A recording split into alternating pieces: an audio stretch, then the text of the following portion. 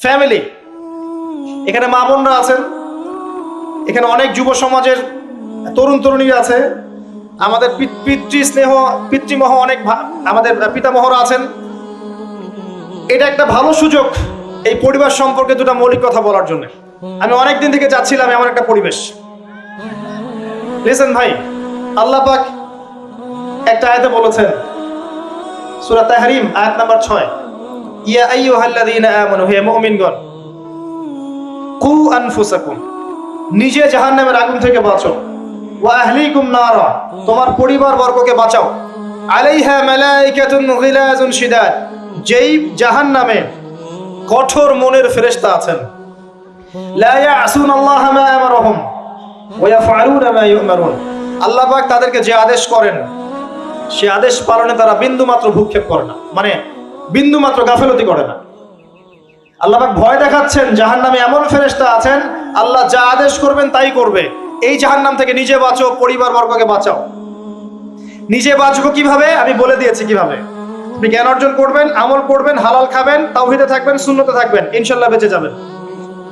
পরিবার বর্গকে বাঁচাবেন কিভাবে? আসেন শুরু করি শুরু থেকে। শুরুটা হবে আপনার বিয়ে দিয়ে।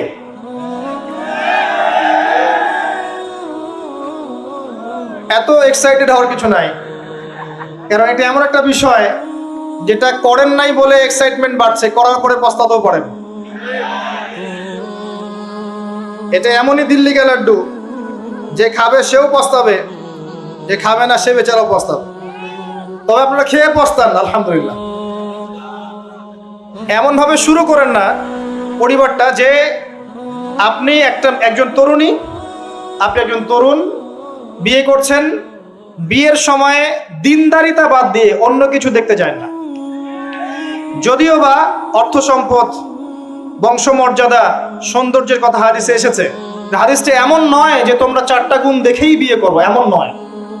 হাদিসটা এমন নয়, অনুবাদটা অনেকেই ভুল করে, অনেকেই ভুল করে। হাদিসে বলা হয়নি কখনো 4টা গুণ দেখেই বিয়ে করো, এটা নয়, বরং বলা হয়েছে 4টা গুণ দেখে বিয়ে করা হয়। কথা বুঝতে পারছেন?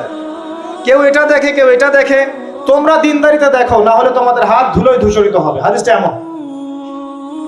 এক্ষেত্রে কি আমরা বলবো, প্রথমত বিয়েটাকে সহজ করে দেন। বিয়েটাকে সহজ না করলে সমাজে জেনা বাড়তে থাকবে, এবং জেনা বাড়ার কারণ আছে। যখন পর্নোগ্রাফিটাতে ফ্রি অ্যাক্সেস দেওয়া হয়েছে, মানুষ রাতের বেলা পর্ন দেখতে পারে, কেউ বাধা দেওয়ার নাই। উপরের সেকশন থেকে কিন্তু এটাকে বন্ধ করে দেওয়া যেত। পৃথিবীর অনেক কান্ট্রি আছে যেখানে অনেক কিছু চলে না। চাইনিজরা ফেসবুক ইউজ করে না, করে? ওরা কি উন্নত জাতি না? ওরা তো এখন আমেরিকাকে যদি বলে ওঠো উঠবে, আমেরিকাকে বসতে বলে বসবে। ওরা এমন জায়গায় চলে গেছে। ওই ইউক্রেন ইস্যু নিয়ে আমেরিকা, ন্যাটো আর এই ব্রিটেন আর ফ্রান্স আর ইসরায়েল কিছুই করতে পারবে না ইনশাআল্লাহ, বিকজ এখানে একটা বড় অ্যালায়েন্স আছে চায়না এবং রাশিয়া। কিছুই করতে পারবে না। বরং এর উদ্দেশ্য, যে উদ্দেশ্যে এটা কাজ করেছিল তারা, এটা তো সফল হবে না তারা ইনশাআল্লাহ। আজকের টপিক এটা না, আমি এদিকে যাচ্ছি না। মূল বিষয়টা হচ্ছে যে সহজ করতে হবে বিয়েটাকে। উপযুক্ত বয়স হয়ে গেলেই একটা উপার্জনের সোর্স খুঁজবেন আগে। বেকার অবস্থায় বিয়ে করতে যাবেন না, উপার্জনের সোর্স খুঁজবেন, তারপরে আপনি আপনার পরিবারকে বলবেন আমার বয়স হয়েছে, আমাকে বিয়ে দাও। এবার আসেন, বিয়ের সময় দিনদারিতা ছাড়া অন্য কিছু দেখতে যায় না। এরপরে যদি সে সুন্দর হয় বা সুন্দরী হয় বা ভালো বংশের হয়, অথবা দেখা যায় যে ভালো টাকা পয়সা বলা ইত্যাদি ইত্যাদি, এটা আপনার নূরুন আলা নূর, এটা বোনাস। কিন্তু এগুলো যদি নাও থাকে, শুধু দিনদারিতা থাকে, আপনি রাজি হয়ে যান। পরিবারের কর্তাদেরকেও বলবো যে মেয়ে বিয়ে দেওয়ার সময় ছেলের টাকা পয়সা দেখতে যায় না, ছেলের স্ট্যাটাস দেখতে যায় না বেশি বেশি। পরে দেখবেন এই মেয়ে ওর ঘরে গিয়ে পস্তাচ্ছে। আর ছেলের পিতাদেরকেও বলবো, ছেলেকে যখন বিয়ে দিবেন, একটা মেয়েকে কিনে নিব আর সাথে কিছু যৌতুকের টাকাও নিব, এই টেন্ডেন্সি নিয়ে বিয়ে করতে যায় না। ওই বিয়েতে বারাকা বেশি, যেখানে খরচ কম, যেখানে বেশি হট্টগোল নাই। চট্টগ্রাম অঞ্চলের বিয়ের মতো না। একটা বিয়েতে মনে হয় 40-50 লাখ টাকা খরচ করে ফেলায়। গেটেই সাজাবে বলে 4-5 লাখ টাকা খরচ করেছে। এই 5 লাখ টাকা দিয়ে, এই 5 লাখ টাকা দিয়ে আর মনে হয় 10টা-20টা পরিবারকে বিয়ে দেওয়া যাবে। হ্যাঁ, লোহার আংটি দিয়ে বিয়ে করেছে সাহাবী। লোহার আংটিও নাই তোমার বাসায়? বলছে না ইয়া রাসূলুল্লাহ, লোহার আংটিও তো নাই আমার বাসায়। তাহলে কি করবা? কোরআনের কয়টা সূরা জানো? এই সূরাগুলো জানি, এগুলো শিখিয়ে দিও, যাও, মোহর হয়ে গেছে। কত সহজ বিয়ে, কত সহজ। আর এখন যেটা হয়, মেয়ে খুঁজবে দিনদার বিল গেটস, আর ছেলে খুঁজবে দিনদার ক্যাটরিনা। কথা বুঝতে পারছেন? প্রিয় ভাইয়েরা, দিনদারি থেকে প্রাধান্য দেন, আর কিচ্ছু না। আপনি সফল হবেন ইনশাআল্লাহ, শান্তি পাবেন। এবং বিয়ের পরে আল্লাহর পক্ষ থেকে একটা ভালোবাসা আসবে। যদি আপনি দেখেন যে আপনার স্ত্রী খাদিজা রাদিয়াল্লাহু আনহার মতো, আয়েশা রাদিয়াল্লাহু আনহার মতো, হাজেরা আলাইহিস সালামের মতো সবর করেনেওয়ালা, যে আপনাকে দিনের পথে এগোতে সাহায্য করে, তাহলে আর অন্যদিকে চোখ দেওয়ার দরকার নাই, রাজি হয়ে যান। এরপর আপনার পরিবার শুরু। এখানে উভয়ের মাঝে হৃদ্যতা, ভালোবাসা থাকতে হবে। তবে আরেকটা কথা বলে রাখি, সবাই মনোযোগ দিয়ে কথাটা শোনেন। একটা পরিবারের ভিত্তি শুধু ভালোবাসা দিয়ে টিকে থাকে না। একটা পরিবারের ভিত্তি টিকে থাকে আপোষের, বিশ্বাসের উপরে।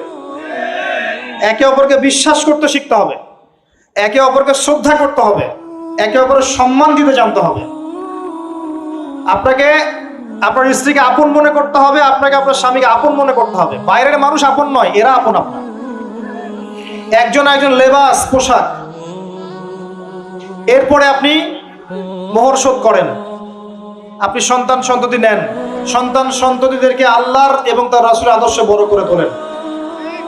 পরিবারের মধ্যে তালিম চালু করেন, তালিম। পরিবারের মধ্যে তাওহীদ রাখেন, সুন্নত রাখেন, একসাথে খেতে বসেন। স্ত্রীকে হাদিয়া দেন, স্ত্রীকে গিফট দেন, তাকে মাঝে মাঝে ঘুরতে নিয়ে যান, তাকে নিয়ে রিফ্রেশমেন্টে যান, তাকে সময় দেন, তাকে টাইম দেন, তাকে সময় দেন। নবী সাল্লাল্লাহু আলাইহি ওয়াসাল্লাম আয়েশা রাদিয়াল্লাহু আনহার কোলে মাথা রেখে কোরআন তেলাওয়াত করতেন। তার সাথে চাঁদনি রাতে দৌড়েছেন এবং চাঁদ দেখেছেন, সফর করেছেন, রাতের বেলা হেঁটেছেন, সময় দিয়েছেন, খালি পায়ে হেঁটেছেন। সময় দেন। এখন এমন একটা অবস্থা যে পুরুষদেরকে মনে করা হয় যে তারা হচ্ছে মানি মেকিং মেশিন, তারা খালি টাকা পয়সা মেক করবে, আর স্ত্রীরা হচ্ছে ওই চুলা ঠেলবে সারাদিন। আমরা এমন মনে করে নিই আর কি। আবার এই যে ফ্যামিনিস্ট রেভলিউশন যখন থেকে আসছে, ফ্যামিনিস্ট রেভলিউশন কি জিনিস? দাজ্জালের ফলোয়ার্স আর কি, যে মেয়েদেরকে আপনি ঘরে রাখতে পারবেন না।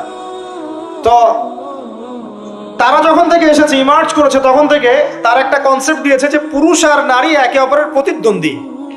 দেখবেন প্রতিদ্বন্দ্বিতামূলক কথাবার্তা বলে। স্বামীর মুখের উপর তর্ক করতে যাবেন না। স্বামীকে বাইরের অনেকগুলো বিষয় ফেস করতে হয়। একজন স্বামী মনে করেন প্রশাসনে চাকরি করে, তাকে তার ডিউটি ফেস করতে হয়, তার বসকে মেনটেন করতে হয়, তার এগুলো সামলাতে হয়, তাকে বাজার ঘাট করতে হয়। সারাদিন পরিশ্রম করে সে বাসায় ঢোকে, ঢোকার পরে আপনি মুখটা গোমরা করে বসে থাকেন। স্বামী আহলান সাহলান করেন না, তাকে একটু আদর করেন না, মহব্বত করেন না, তো অটোমেটিকলি তার আপনার দিক থেকে তার মনটা চলে যাবে অন্যদিকে। স্বাভাবিক। আপনি আপনার স্বামীর জন্য সাজেন না, বাইরের মানুষের জন্য সেজে গুজে আপনি মার্কেটে যান।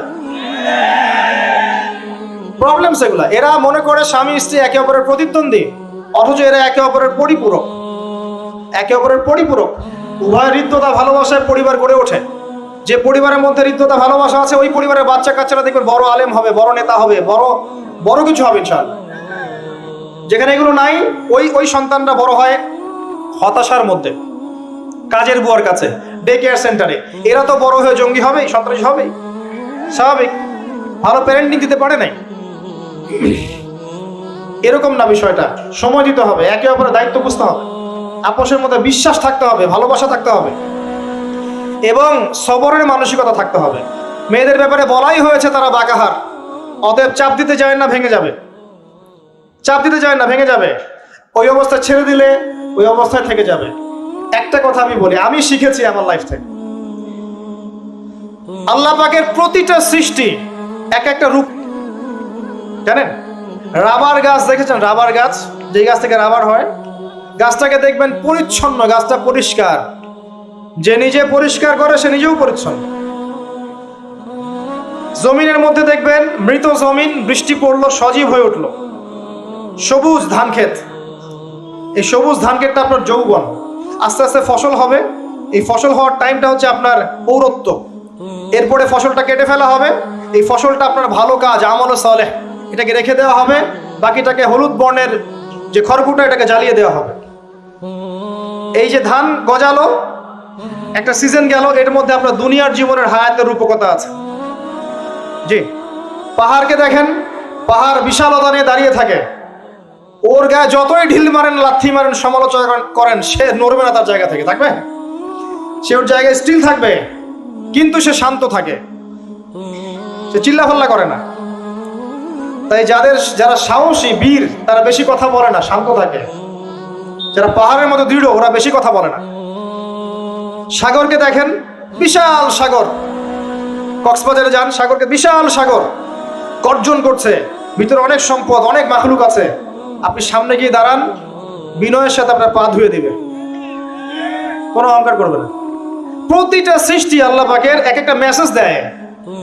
ঠিক মেয়ে মানুষও একটা মেসেজ দেয়। কি মেসেজ? আল্লাহ পাক মানুষকে সবচেয়ে সুন্দর করে সৃষ্টি করেছেন, আর মানুষের মধ্যে মেয়েদেরকে সবচেয়ে বেশি সুন্দর করে সৃষ্টি করেছেন। আল্লাহ পাকের সবচেয়ে সুন্দর সৃষ্টি হচ্ছে মেয়েরা, এবং তারা খুব নরম হয়, নরম, প্রজাপতি ধরার মতো।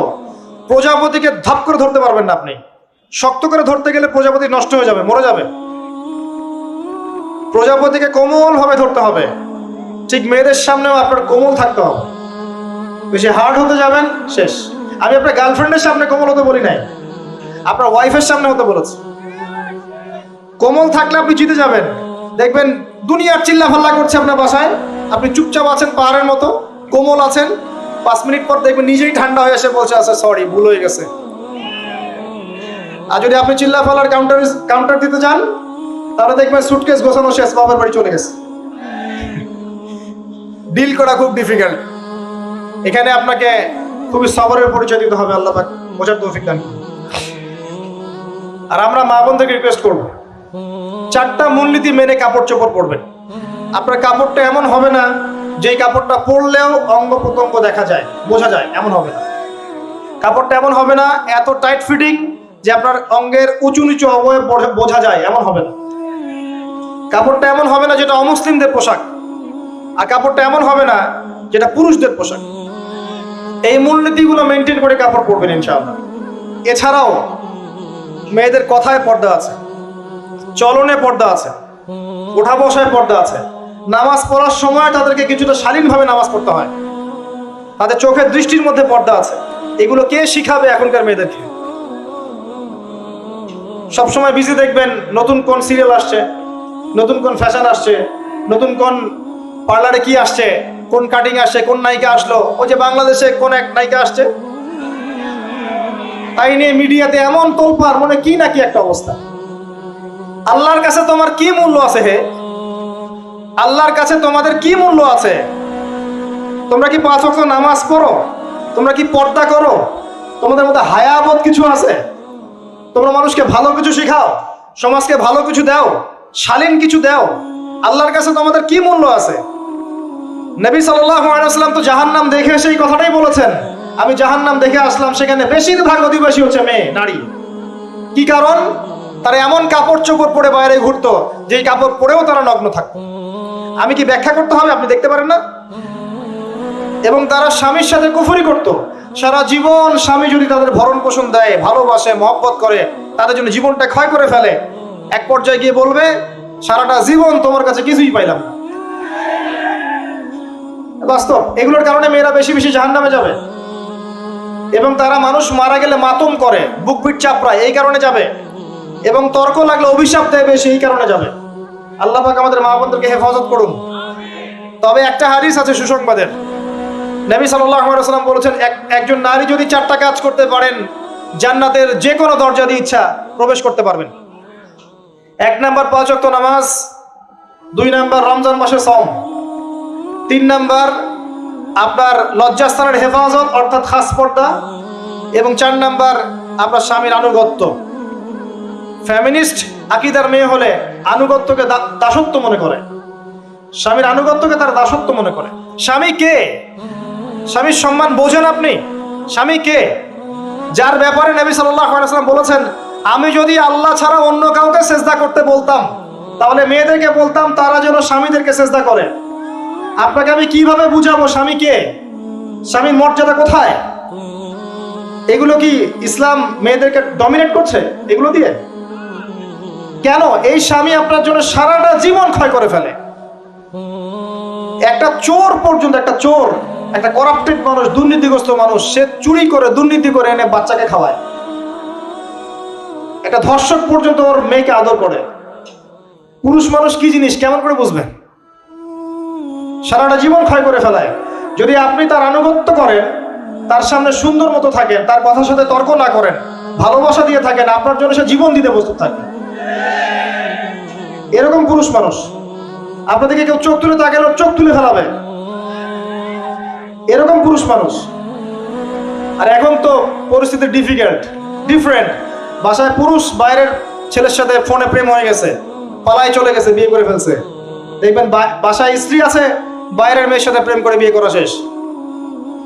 বিয়ে কোনো সমস্যা নাই, ব্যভিচার করে ফেলছে। বিয়ে সে করতেই পারে, সে যদি সমতা রক্ষা করতে পারে, সেটা তার ডিফারেন্ট ইস্যু, এটা অন্য ইস্যু। তো স্বামীর আনুগত্য আপনাকে কিভাবে বুঝাবো? এটা দাসত্ব নয়। নবী সাল্লাল্লাহু আলাইহি ওয়াসাল্লাম বলেছেন, কোন স্বামী যদি কোনো স্ত্রীকে চায়, তার প্রয়োজনের জন্য চায়, মহব্বতের জন্য, স্ত্রী যদি চুলায় রান্না করতে থাকে, ওই রান্না ফেলে দিয়ে তাকে আসতে হবে। হাদিস। রাতের বেলা স্বামী স্ত্রী শুয়েছে, স্বামীর চাহিদা আছে, স্ত্রীর কোনো সমস্যা নাই, স্ত্রী ফিট, ইচ্ছা করেই অহেতুক স্বামীকে বলল আমি রাজি না, উল্টা পাশে মুখ করে ঘুমিয়ে গেল। আল্লাহর নবী বলছেন, সারা রাত আল্লাহর পক্ষ থেকে একজন ফেরেশতা আসবে, এসে এই নারীকে অভিশাপ দিতে থাকবে। এখন এগুলো হাদিস শুনলে বলবে যে ইসলাম তো মেয়েদেরকে ছোট করছে। একজন মেয়ে তার, একজন স্বামীর কথা বলছে, স্বামী তার মেয়ে, তার স্ত্রী, তার মা, তার বোন, সবাইকে তার মিরাসের হক দিতে হয়। একজন মেয়ে তার বাবার সম্পত্তি পায়, কোনো কোনো ক্ষেত্রে তার ভাইয়ের সম্পত্তি পায়, তার স্বামীটা তো পাই, তার ছেলেরটাও, নানি হলেও সম্পত্তির হক আছে। একটা মেয়েকে চতুর্দিক থেকে সিকিউর করা হয়েছে ইসলামে। তারপরেও কিছু ফ্যামিনিস্টের কারণে এরা বলবে যে মেয়েদেরকে ইসলাম ছোট করছে। হ্যাঁ, মেয়েদেরকে ইসলাম কেন ছোট করছে? কারণ পর্দা করে যে বাইরে বেরোতে বলেছে, ঢ্যাং ঢ্যাং করে নগ্ন হয়ে বেরোতে নিষেধ করেছে, এই কারণে। যদি বলে যে হ্যাঁ ইসলাম আপনাদেরকে ফ্রি মিক্সিং এর স্বাধীনতা দিচ্ছে, আপনারা সবাই ফ্রি মিক্সিং করেন, গেঞ্জি পরেন, টি শার্ট পরেন, স্যান্ডো গেঞ্জি পরে বাইরে ঘুরে বেড়ান, টাইট ফিটিং প্যান্ট পরে বাইরে ঘুরে বেড়ান, সব জায়গায় আপনারা ফ্রি মিক্সিং করেন, পর্ন দেখেন, জেনা করেন, মদ খান, ইসলাম খুব ভালো। তখন তোমাদের জন্য তো ইসলাম নয়, তোমরা জাহান্নামে যাও, আল্লাহর কি আসে যায়? ইসলাম তোমাদের জন্য নয়, তোমরা জাহান্নামে গিয়ে মরো, ইসলামের কিচ্ছু যায় আসে না। আল্লাহর ওয়াস্তে পারিবারিক আদর্শের দিকে ফোকাস করেন প্রিয় ভাই। নিজে জাহান্নামের আগুন থেকে বাঁচান, পরিবার বর্গকে বাঁচান, পরিবার আরেকটা পার্ট হচ্ছে আপনার পিতামাতার সাথে খারাপ আচরণ করতে যায় না আল্লাহর ওয়াস্তে। সেই ব্যক্তির জন্য ধ্বংস যার পিতামাতা বেঁচে আছে, তাদের হক আদায় করে সে জান্নাতে যেতে পারলো না, তার জন্য ধ্বংস।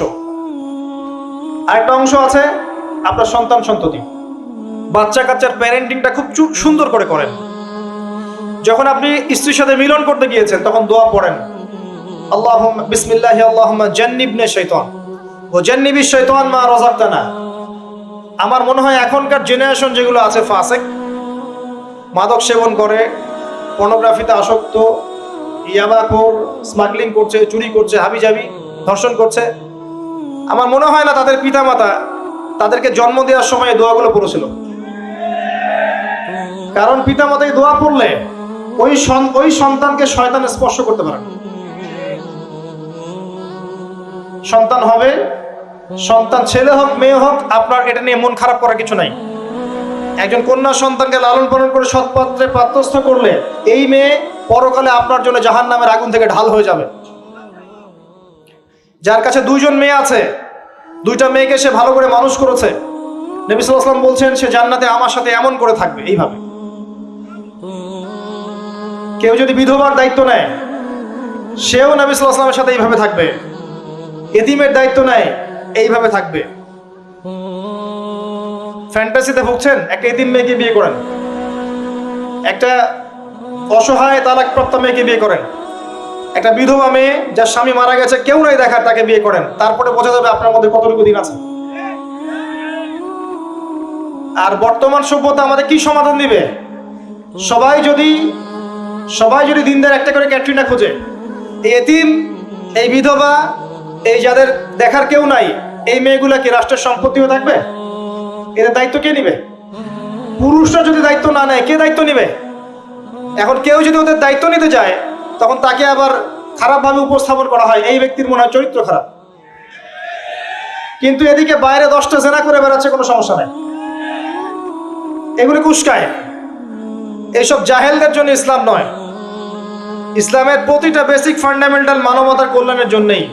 এগুলোকে ফরজ করা হয়নি, আপনি নফল, আপনার সামর্থ্য থাকলে আপনি করতে পারেন, না করলে কোনো সমস্যা নাই।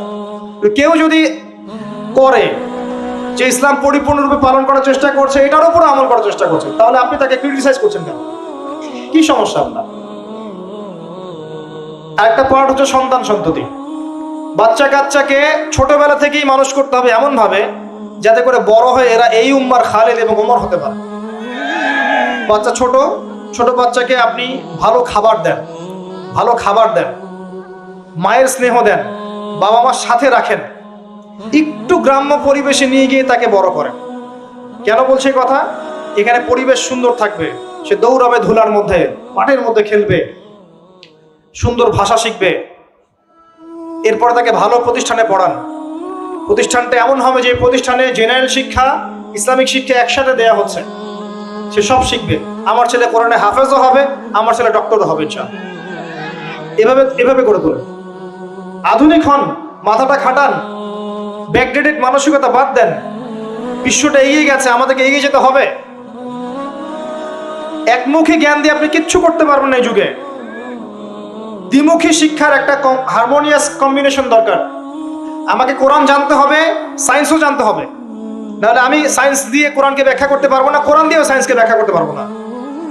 জানতে হবে, আমাদেরকে শিখতে হবে, পড়তে হবে, প্রচুর পড়তে হবে। বাচ্চাদেরকে ছোট থেকে বড় করেন এভাবে। আস্তে আস্তে গিয়ে দেখবেন তারা যখন কিশোর, তাদের বন্ধু বান্ধবের সার্কেলের দিকে খেয়াল রাখেন। আপনি বাবা হিসেবে তার বন্ধুর মতো আচরণ করেন, মা হিসেবে তার সাথে বান্ধবীর মতো আচরণ করেন, তার সাথে ক্লোজ হন, তার সমস্যাগুলো জানার চেষ্টা করেন। তাকে ফ্রি মিক্সিং এর মধ্যে পড়াশোনা করতে দিবেন না, না হলে স্কুল লাইফে সতীত্ব হারিয়ে ফেলবে। অনেক সময় অনেক মেয়ে আছে স্কুল লাইফে সতীত্ব হারিয়ে ফেলেছে, কলেজ লাইফে যেতে যেতে প্রস্টিটিউশনে চলে গেছে। অনেক মেয়ে আছে, এগুলো টপ সিক্রেট না, এগুলো সব ওপেন সিক্রেট। এখন ঘরে ঘরেই সমস্যা, মানুষ লজ্জায় বলতে পারে না। যে কটা মিডিয়া আসে এগুলো তো আমরা জানি, ঘরে ঘরেই সমস্যা ঢুকে গেছে, মানুষ লজ্জায় বলতে পারে না। ছোট ছোট বাচ্চা মেয়েদেরকে পর্যন্ত রেপ করা হচ্ছে এখন। এটা সেই ফ্যামিলিস্ট রেভলিউশনের কারণেই হচ্ছে। যত বেশি জেনাকে উস্কে দেওয়া হবে, তত বেশি ধর্ষণ বাড়বে। ধর্ষণ বাড়তে বাড়তে এক পর্যায়ে বাচ্চা থেকে ধর্ষণ করা বাড়বে। এরপরে কি হবে জানেন? এরপরে মানুষ সমকামী হবে বেশি বেশি, ছেলের সাথে, নাউজুবিল্লাহ। তারপরেও কি হবে বলে যাচ্ছি, এরপরে আরো একটা ধাপ আসবে, যখন মানুষ গবাদি পশুর সাথে জেনা করবে। দেখে নিয়েন, এগুলো হাদিসে এসেছে, এমনি এমনি বলছি না, মানুষ এগুলো করবে। বাচ্চা কাচ্চাকে বড় করেন, ভালো খাবার দেন, ওকে খেলাধুলা করতে দেন। ও যত বেশি খেলাধুলা করবে, ওর শরীরটা ক্লান্ত হবে, তখন খাবে ভালো, বেশি খাবে, ব্রেন শার্প হবে, ওকে ওর নেতৃত্ব দেওয়ার যোগ্যতা অর্জন হবে। ওকে খেলাধুলা করতে দেন, ওকে ব্যায়াম করতে বলেন, ওকে সাঁতার শেখান, ওকে তাইকুন্ডু শেখান, ওকে ফিজিক্যাল এক্সারসাইজ শেখান। ওই ডিভাইসে অ্যাডিক্টেড করবেন না, উল্টাপাল্টা কার্টুন দেখান না, উল্টাপাল্টা অ্যানিমেশন দেখান না, এমন গেমসের মধ্যে আসক্ত করে দিয়েন না, বাসায় ডিভাইস দিয়ে দিয়েন না, সারাদিন এগুলো খেলছে, এগুলো দিয়েন না। ওকে কায়িক পরিশ্রম করান, একটু বড় হয়ে গেলে বাজারে পাঠান, বাস্তবতা শিখুক, সংসার করতে শিখুক, ডিল করতে শিখুক, সামাজিক হতে শিখুক, ওকে সামাজিক বানান। গাছ লাগানোর কাজে ওকে ইনভলভ করে দেন, রক্তদান কর্মসূচিতে ওকে ইনভলভ করে দেন, ওকে সমাজ কল্যাণমূলক কাজ করতে শুরু করে দেন, দেখবেন ও সামাজিক হবে ইনশাআল্লাহ। কম্বল বিতরণ করতে বলেন, ত্রাণ দিতে বলেন, ওকে উৎসাহ দেন, নামাজে উৎসাহ দেন, রোজা রাখতে বলেন। মেয়ে ছোট থেকে মেয়েকে পর্দা করতে বলেন, বলে যে ও দেখবে যে আমার মা যখন বাইরে যায় তখন এই পোশাকে বাইরে যায়। আলহামদুলিল্লাহ, আমি দোয়া করি আল্লাহ পাক আমার মেয়েকে যেন খাদিজা রাদিয়াল্লাহু আনহার মতো কবুল করে। আমাকে বলেছে যে বাবা আমি 5টা বোরখা নিব। ওর বয়স 3 বছর। ওকে ওর মা বলেছে যে বাইরে যেতে হবে বাবার সাথে একটা প্রোগ্রামে, বলছে আমি বোরখা পরবো, না হলে যাবো না। আমি অবাক হয়ে গেলাম যে আমি কিন্তু ওকে বলিনি বোরখা পরো, মানে আপনাকে পরিবেশ বলে দিবে, একটা পরিবেশ, একটা সুস্থ পরিবেশে আপনি যদি আপনার বাচ্চাকে বড় করেন, আপনার বাচ্চা দেখবেন সুস্থ হয়ে বিকশিত হবে ইনশাআল্লাহ। একটা অসুস্থ পরিবেশ দেন যেখানে ঝগড়াঝাটি, মারামারি, রাহাজানি, কাটাকাটি, সুদ, দুষ, জেনা, ব্যভিচার আছে, এই যে আপনার অপসংস্কৃতি আছে, আপনার বাচ্চাটা আস্তে আস্তে নষ্ট হয়ে বেরোবে। পরিবেশ দিতে হবে। অসুস্থ পরিবেশের মানুষ কখনো সুস্থ জাতি উপহার দিতে পারবে না। তো এই বিষয়গুলো দিকে খেয়াল রাখেন। মেয়ের পোশাকে খেয়াল রাখেন, তবে মেয়েকে কার কোলে তুলে দিচ্ছেন এটা খেয়াল রাখেন। এই যুগটা খুব কঠিন যুগ, কাছের মানুষদেরকে দ্বারা মেয়েরা ধর্ষিত হচ্ছে। খুব খেয়াল রাখেন। বাসায় কাজিনের এত থ্রু অ্যালাউ করেন না, কাজিন সম্পর্ক থ্রু করেন না, অ্যালাউ করেন না। আপনার মেয়েকে মেয়েদের ব্যাচ একটা পুরুষ টিচার পড়াচ্ছে, ওই ব্যাচে আপনি মেয়েকে পড়তে দিয়েন না। একটা কোচিং এর ভাইয়া বাসায় এসে আপনার মেয়েকে প্রাইভেট পড়াবে গোপন কক্ষে, এগুলো করতে দিয়েন না। পরে আপনার মেয়ের ইজ্জত চলে গেলে আপনি হামাও করবেন, তখন আপনি অ্যাক্সেস করে দিচ্ছেন, জেনার সুযোগ দিচ্ছেন। শয়তান উস্কে দিবে, শয়তান তো চাচ্ছেই জেনা করাতে। মেয়েদেরকে মেয়েদের পরিবেশে পড়ান, ছেলেদেরকে ছেলেদের পরিবেশে পড়ান। ওরা বড় হোক, ম্যাচিউরড হোক, যখনই বিয়ের বয়স হয়ে যাবে দ্রুত বিয়ে দিয়ে দেন। বিয়ের পরে না পড়াশোনা করুক। বিয়ের পর পড়াশোনা করে অনেকে বড় আলেম হয়েছে, অনেকে বড় জাতির নেতাও হয়েছে। আমাদের জাতির পিতার ইতিহাস দেখেন, কত বছর বয়সে তিনি বিয়ে করেছিলেন, ইতিহাস দেখেন। একজন প্রেমময়ী নারী যদি পাশে থাকে, একজন ব্যক্তি বিশ্ব জয় করতে পারে। এই যে প্রমাণ দেখিয়ে দিয়েছে, করেন নাই?